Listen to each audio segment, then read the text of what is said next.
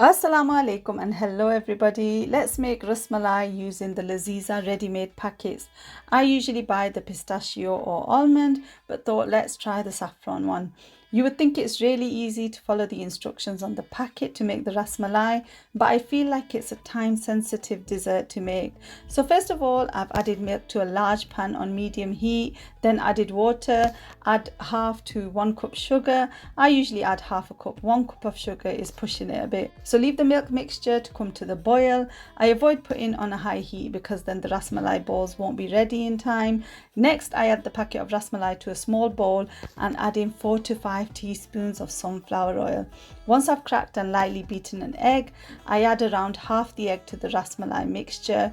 Mix with a spoon or by hand to form a dough. You need to work quick enough for the dough not to harden too much, but if it gets too hard, just add some more egg.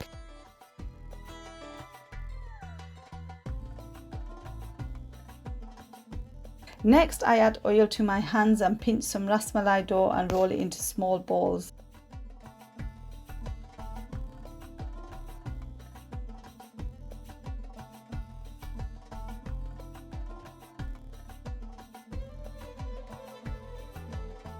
Once all the ras malai mixture has been turned into balls, I check the milk, and if it's not boiling yet, I turn it to a high heat so it boils faster.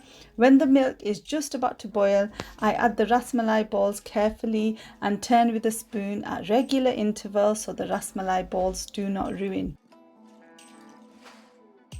They should double in size and flip and twirl around in the pan. When they look like they are at least doubled in size, remove the pan from the heat and allow to cool. Transfer to a serving dish, carefully adding the soft ras malai balls first.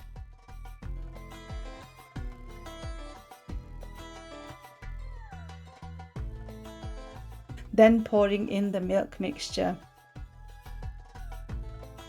Refrigerate for delightfully refreshing ras malai.